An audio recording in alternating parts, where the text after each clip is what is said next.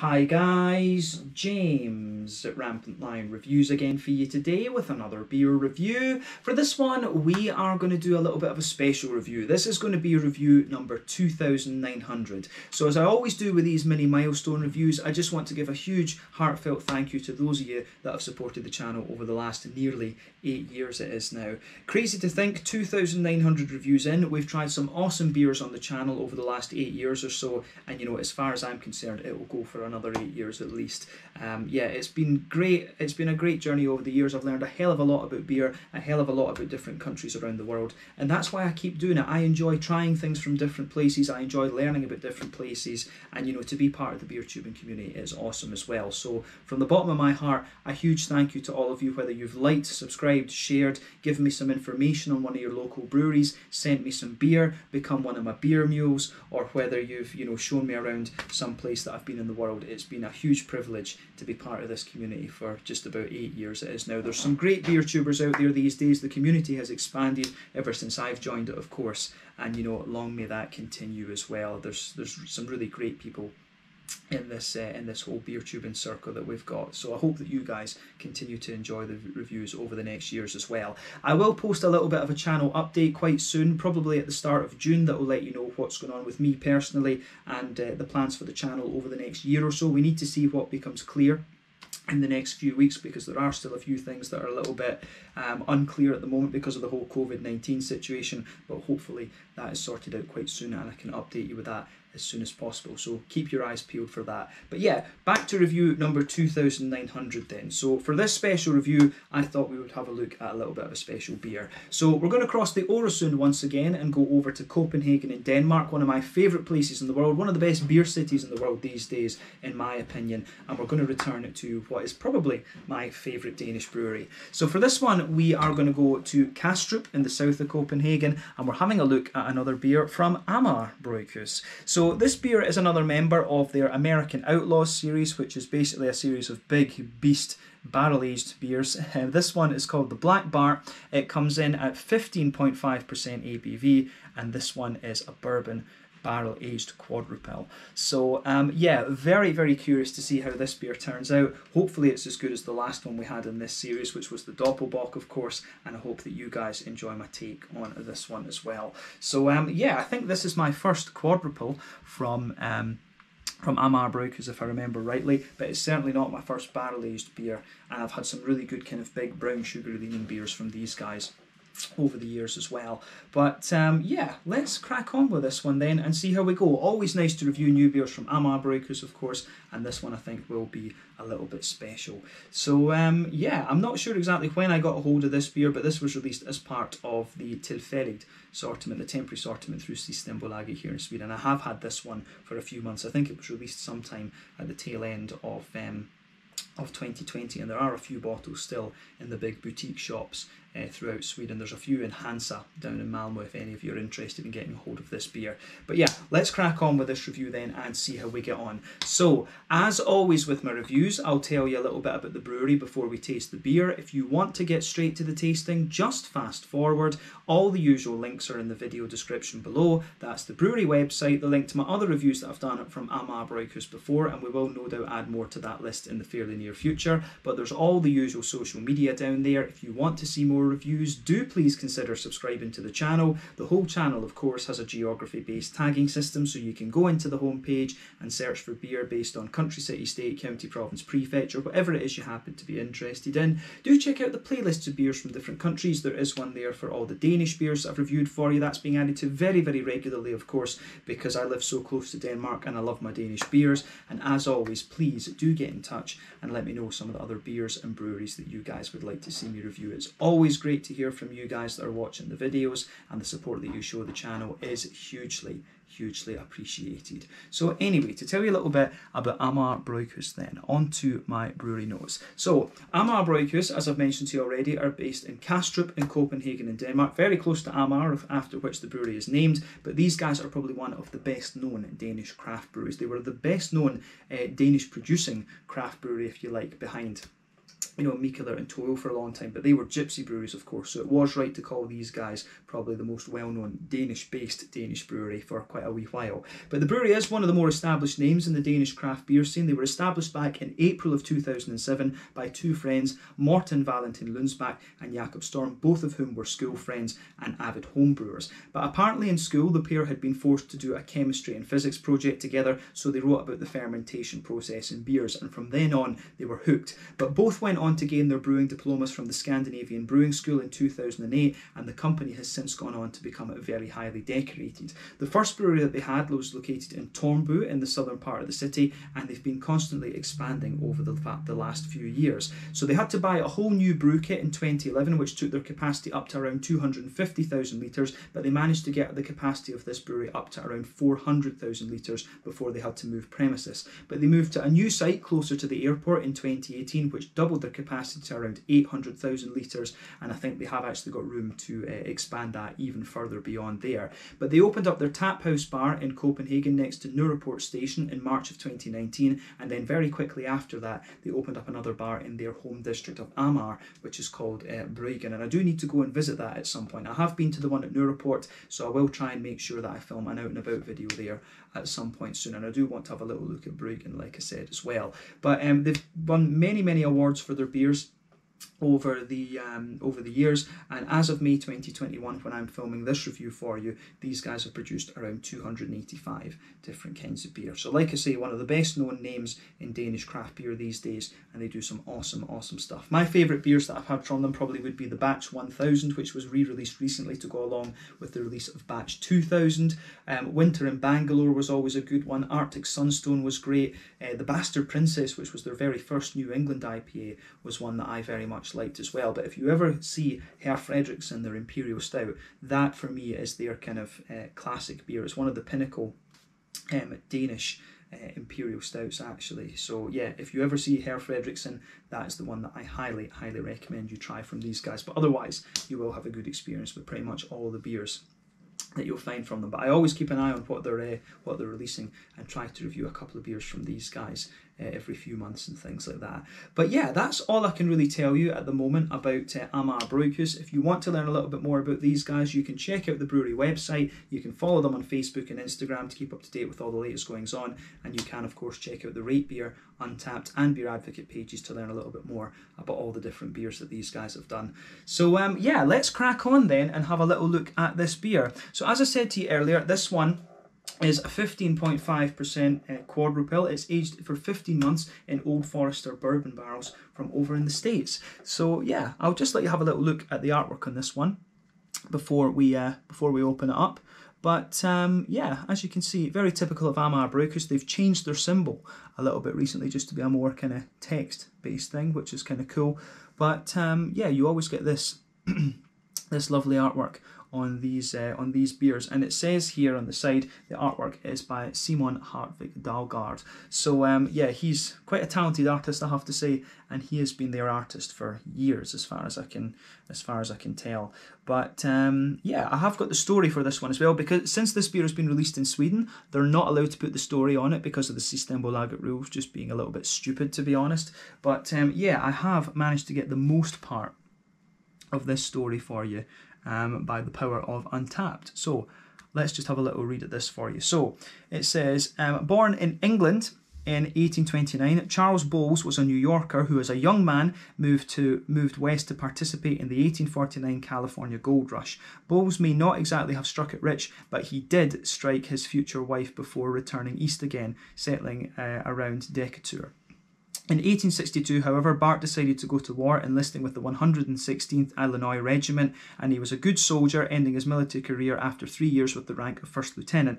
Once again a civilian, Bowles found farming life of little appeal and once again ventured west in the hope of making it rich. He most likely never did, which may have sparked his career as a stagecoach robber. For the next 8 years, he would rob 28 coaches in California and Oregon under the name Black Bart. Considered a gentleman bandit with a reputation for style and sophistication, He even left a poem on the crime scene after some of his robberies, and reportedly never once fired a weapon during his years as an outlaw. In civilian life, however, his cover story was as a gentleman who lived in a pleasant furnished room at Webb's Hotel. With his luxuriant white moustache and gold watch chain, he looked every inch a successful San Francisco businessman. During his last robbery, Bart was injured and fled the scene, leaving behind him a handkerchief. Using laundry marks, a Wells Fargo detective managed to locate the now notorious robber, and Black Bart ended up being convicted for his last crime. So yeah, I can't get, there's one or two more sentences to that, but that is all that fits on the Untappd thing. So I do wish that Amager would actually make profiles for these beers on their website so they could publish the stories, because their stories are always pretty nice. But that is as far as I can take you with the Black Bart story for the moment, unfortunately. But yeah, I always enjoy that with these Amager Bryghus beers, of course, as well. So let's get rid of that for just now. But like I said to you, 15.5% bourbon barrel aged quadrupel, this one. It tells you a little bit on the side here about the beer as well. The malt base in this one is Pilsner, Carrot Aroma, Carapils and chocolate malt. It's also got a little bit of wheat malt in it too. There's some Demerara sugar and brown farin, whatever that is. I'm really not sure what that is. But the hops in this one are lemon drop and Czech Sat, and the yeast is a Belgian ale or a Belgian golden ale yeast. So yeah, this one I think should be quite an interesting beer. So this is 750 millilitres, and I paid, I want to say, 190 Swedish kroners for this one. So that translates to roughly 19 euros, which will be somewhere in the region of like, you know, £16.50, something like that, I think. Yeah, probably about £16 sterling. So it's maybe in the region of like $22 for this big bottle. But, you know, I thought, a bourbon barrel aged quadrupel, how often do you come across that? And it was one of my favourite Danish breweries. So this was one of these beers where I just thought, kind of, fuck it, why not? So yeah, let's get this guy out then and we'll get on with the tasting. We might have to pause the video. Let's just see. I've sliced into it, as you might be able to see, but we'll just see if we can actually get into this one and get it open. There we go. We've managed to get the wax top off it, so I think we should actually be okay if I can get round this side.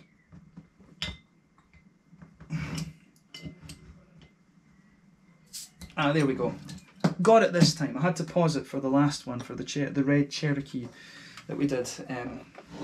Or Cherokee Bill, that's what it was. The Cherokee Bill Doppelbock that we did last time. But yeah, we finally managed to get into it this time. These wax tops, as much as they look cool, they're a pain in the hole to get into if you're doing videos and things like this. But yeah, let's get this guy out and we'll get it into the glass. So I think for the moment that will do for a taste of this beer. A nice big glass of 15% quadrupel. So yeah, let's have a little look at this then. So as you can see, this beer, let me just check that that's nice for my OCD, because otherwise I'm unhappy with these videos if it's not lined up properly. But yeah, you can see that there was a little bit of a head on this beer, about a quarter finger of a frothy, I would say, kind of fawn coloured head. That's faded away to be pretty much nothing now, but when the beer is 15.5% ABV, you would kind of expect that, to be honest with you. There is just a nice little tiny foamy ring around the edge of the glass. But if we shine the light through this beer, it's got a lovely kind of chestnutty, dark mahogany colour to it, which looks great. There's one or two big bubbles sticking towards the side of the glass, a few little ones going up towards the bottom of the head in this one. But yeah, it looks absolutely lovely. The beer itself is actually a little bit hazy, and I'm guessing that will be due to the wheat malt that's in this one, of course. So remember, when it comes to the colour of your beers, it's dependent on, one, the type of malts that they use. That usually determines the magnitude of the colour, but then the length of the wort boil also plays a role there as well, because the longer you boil the wort, the more the sugars caramelise, thus you get a darker colour of beer. But adjuncts and barrel aging are also going to play a role in the beer as well, and probably, you know, with this beer, I think they both would make the beer a little bit darker potentially. The Demerara sugar is quite dark, and you know, if it's a bourbon barrel, I think that could affect the colour quite a bit too. But yeah, it's got a lovely, rich, kind of chestnutty colour to it, this one. It looks very, very nice.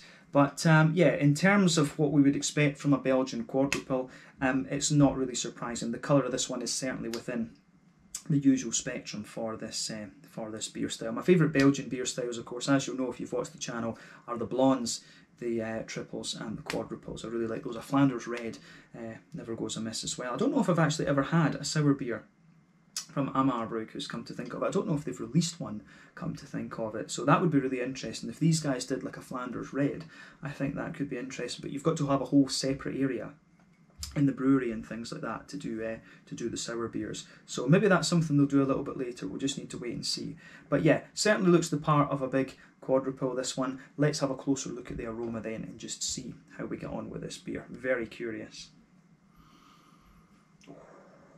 It smells beautiful, but in a lot of ways it actually comes across as quite straight shooting, you know.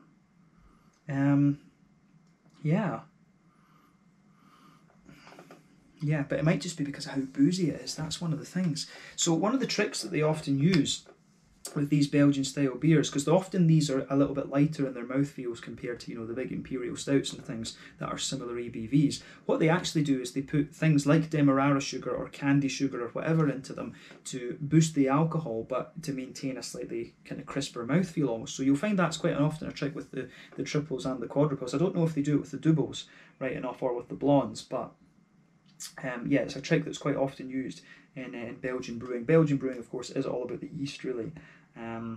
But it's a lovely smelling beer, this one. So let's try and break it down. I will say, for me, the aroma of this one isn't the most complex I've come across within the quadruple bracket, if you like, but the beer does smell absolutely lovely. But yeah, straight away with this beer, you can smell that lovely, smooth, oaky character out of this one. That is forming the backbone of this beer. You do get a little bit of a kind of nutty note out of it. There's a little touch of a kind of leathery and vanilla quality in there as well, but you can smell the nice kind of smooth, sweet brown sugars from the bourbon. As I've explained in other reviews recently, for me, American bourbon is a little bit kind of smoother and I don't know if smooth is the right word. It's certainly a little bit more kind of slick and sweet, if you like, compared to my sort of native Scotch whiskies. But you can smell that lovely bourbon that comes out of this one. It's quite a leathery and sort of nutty smelling bourbon, actually. So that's really that's an interesting point, because of course there's quite a diversity in bourbon whiskey, of course, as well. So yeah, the woody note in this one, it's got a wee touch of dryness to it, quite a bit of a leathery, woody kind of note for me, and it works really, really well. So yeah, the aroma that comes out of this beer on the barrel aging side of things is absolutely lovely. So just bear that in mind when you go in with this beer. It's always worth the time to just take a little bit of, you know, to have a bit of time and just ponder over the aromas of these beers.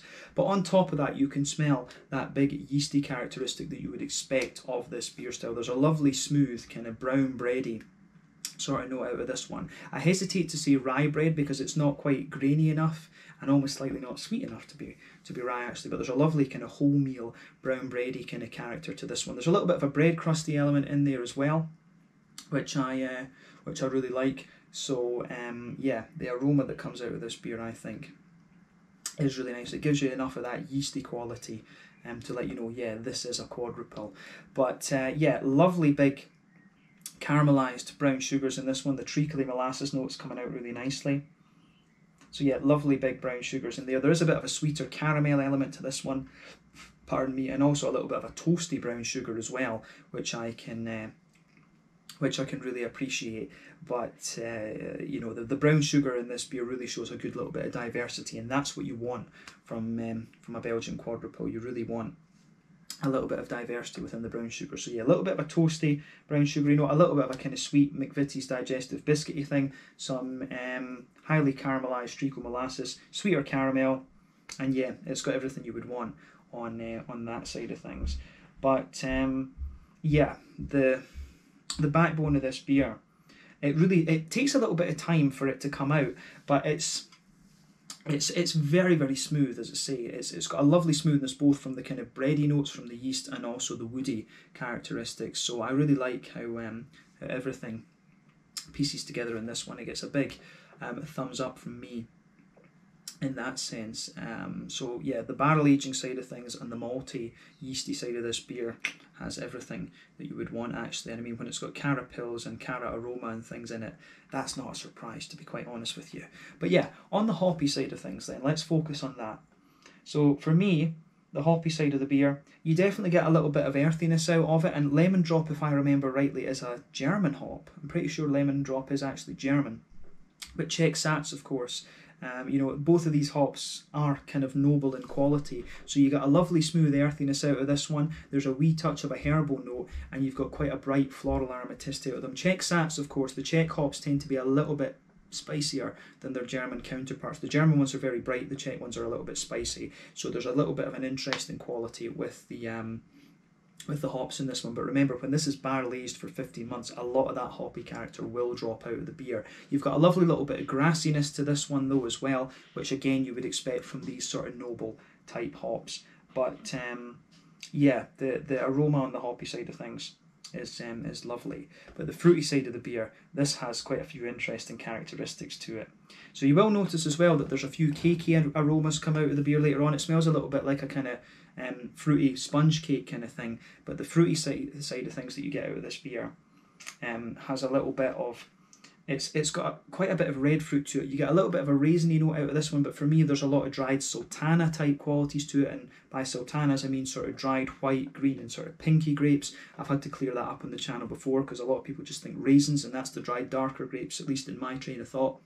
But yeah, quite a bit of sultana in this one. I do get a little bit of a kind of pruny note out of this beer as well. Definitely some fig, black currants in there, and then, you know, black currants are in there.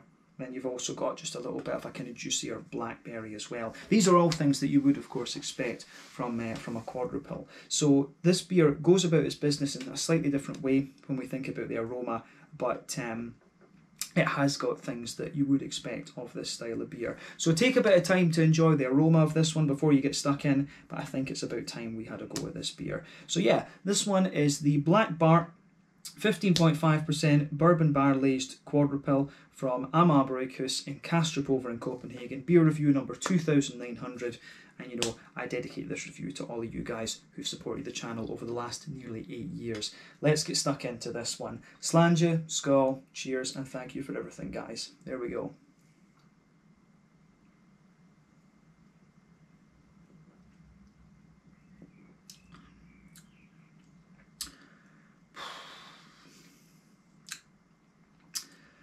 That's a damn good beer. You can actually see a few little bits of sediment flowing around in this one, which I didn't actually notice before. I'll tell you something, this thing has a good little bit of booziness to it, but it's an absolutely beautiful beer, this.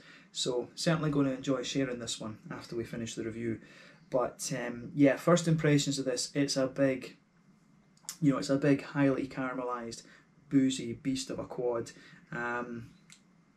It's a lovely beer, that. So big thumbs up to Amager Bryghus. You know, I've had awesome beers from these guys over the last years. Amager Bryghus were one of the first Danish breweries I tried that weren't Toll or Mikkeller.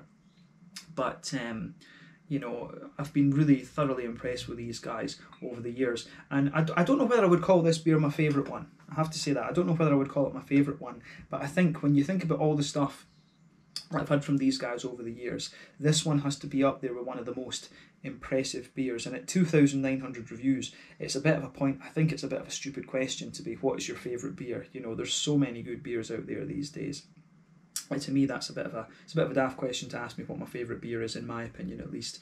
But yeah, this beer is absolutely lovely. So yeah, big thumbs up to definitely a big thumbs up to Amager Bryghus for this. This is a very impressive beer, potentially the most impressive I've had from them so far. So yeah, let's try and break down the flavour of this beer for you a little bit more then.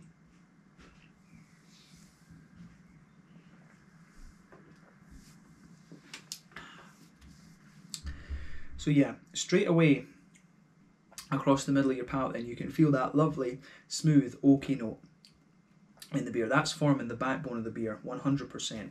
So let's focus on that middle third of your tongue then.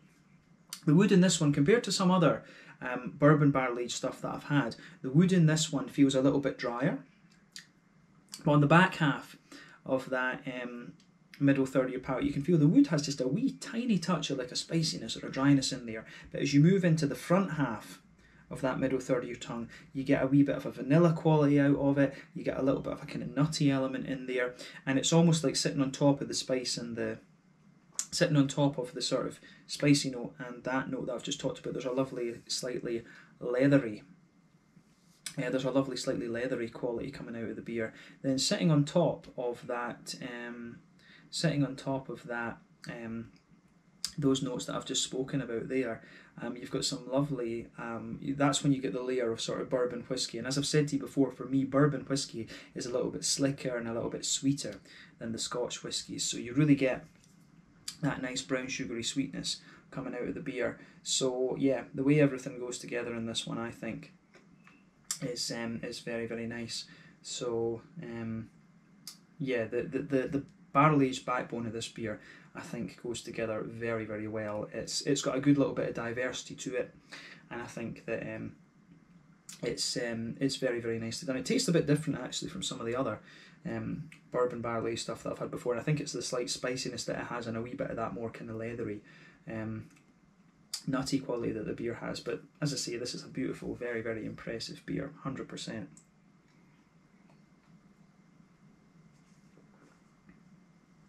So yeah, on the malty side of things then, sitting on top of these big kind of brown sugary elements in there. So the beer itself has a lovely, you can, in the middle of your palate there, or on top of that bourbon layer, you can feel the nice, smooth, kind of brown, bready, doughy elements coming out of the beer. So that goes right across that top layer of palate there. It's got a lovely, but still quite crisp, brown, wholemeally, bready kind of element. At either end of that middle third of your palate, you get more of a kind of bread crusty quality. Then in the very centre of your palate, there's a bit of that kind of highly caramelised, treacly molasses sort of thing. That's the concentration of the alcoholic side of the beer, right in the middle of your palate. But as you move further out from that, you get a little bit of a sweeter caramel there, and as you move even further, it becomes a little bit more of a kind of toasty brown sugar, and then eventually it gets a little bit more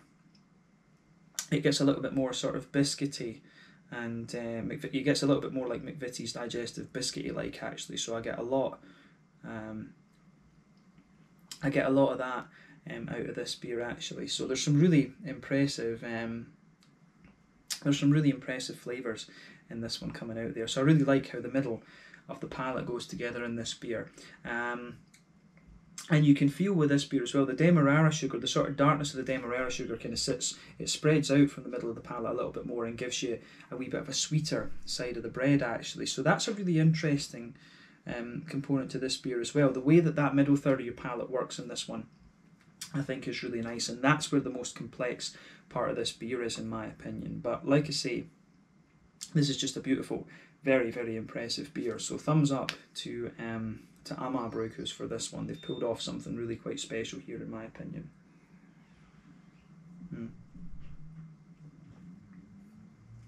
So yeah, on the back third of your palate then, again you can feel that nice woody note forming the backbone there, but as you move further back, some of the smoothness actually spreads into that back third of the palate there, but you can feel there's a little bit more of a spicy kind of grainy note towards the very back tip of your tongue. But on the border region between middle third and back third of your palate, you get a little bit of a kind of doughy, bready build up and a wee bit of a more bread crusty, grainy element in there. But then yeah, you've got a nice kind of smooth, you've got a nice little bit of a smooth woody quality sitting on top of that. As I say, you get a little bit of you get a wee bit of the smoothness of the wood and a bit of the bourbon sitting on top, but then on top of that you get the kind of yeasty elements. Remember, the Belgian beer tends to always be about the yeast, so you can feel the flavour on the back third of the palate is a little bit taller, but because this is such a high alcohol beer, I feel the height of the flavour is a little bit kind of more condensed, if you like, because this is a more malt forward beer, of course, rather than being, it's quite a malt driven and barrel aging driven beer this. But yeah, the back, when you start at the back, the flavour is like this high, it condenses down a little bit, then as you go into the middle third of the palate, the flavours are quite, squashed together, but there's still significant diversity in there. But I think that that describes the middle of the palate in this one, which works really well. Yeah, on top of the On top of all that, you've got the hoppy side of the beer. And remember, this is aged for 15 months, so a significant amount of the hoppy character will have dropped out of the beer, but you still get a nice little bit of it in there. So back corners of the palate, you've got a lovely little bit of earthiness in there, with the hops being German and Czech. You would expect that, but as you move further forward, it gets a little bit more herbal. Then as you reach the kind of front corners of the palate, it's a little bit more kind of floral and aromatic. So yeah, you can feel a little bit of that kind of. You can feel a little bit of the brightness of the Czech, the spiciness of the Czech hop, and the brightness of the German hop, and then round the front curve of the palate, it's got a little bit more of it's got a little bit more of a kind of brighter, grassy sort of thing coming out of it. So I really like how that goes together in this beer as well. It is certainly very, very nice from that perspective too. But yeah, I can certainly appreciate that, absolutely.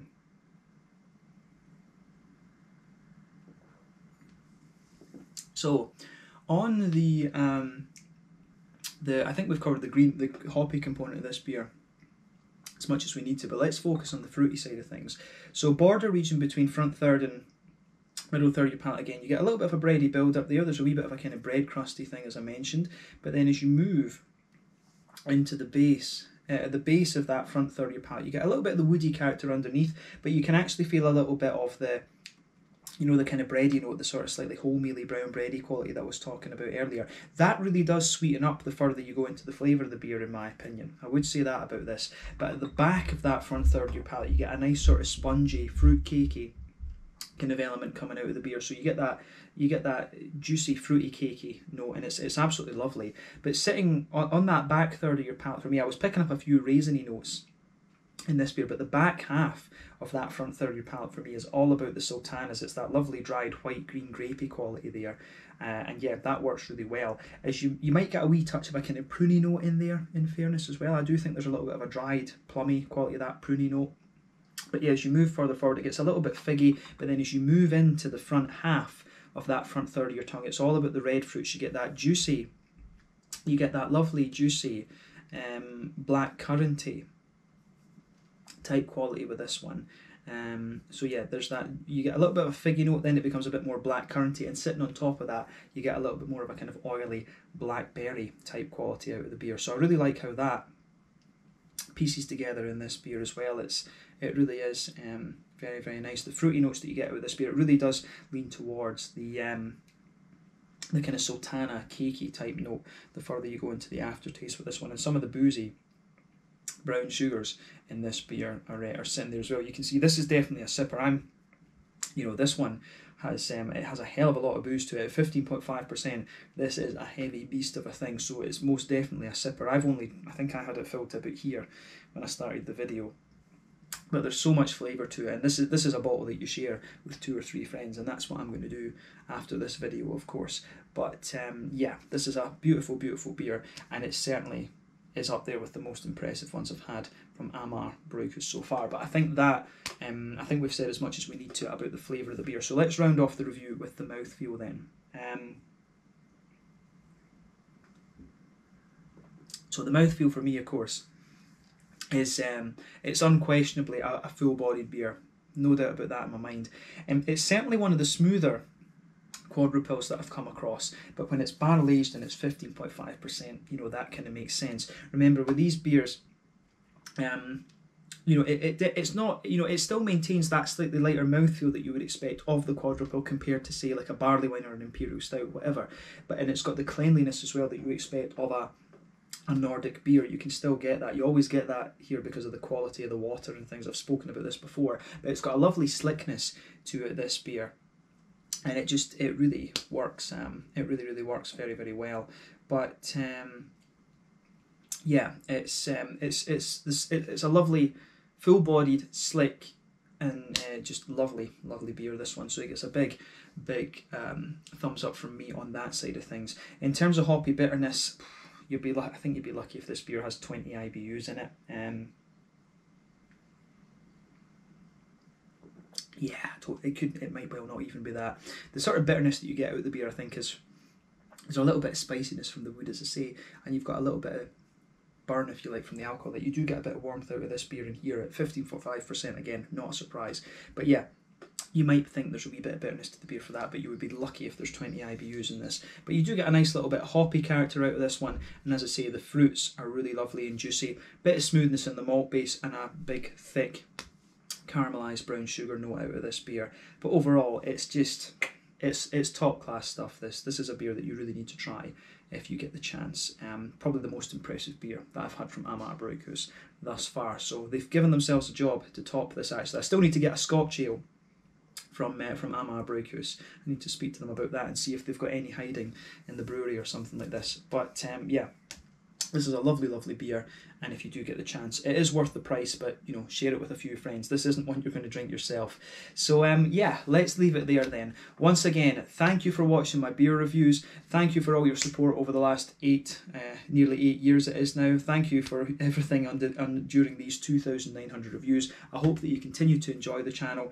Have a go at this beer for yourself. Let me know your own thoughts on it in the comment section below. Let me know what your favourite beers are from Amager Bryghus. Do give me some pointers on some other Danish breweries that I've not tried yet, because I know there's quite a few popping up over there at the moment that I haven't heard of, so Danish comments would be appreciated there.